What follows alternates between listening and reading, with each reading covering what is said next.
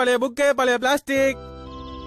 என் குடும்பமா இல்ல என் எழுத்தாளன் கனவான் வரும்போது என் குடும்பத்துக்காக என் கணவனா தூக்கி போட்டுட்டேன்.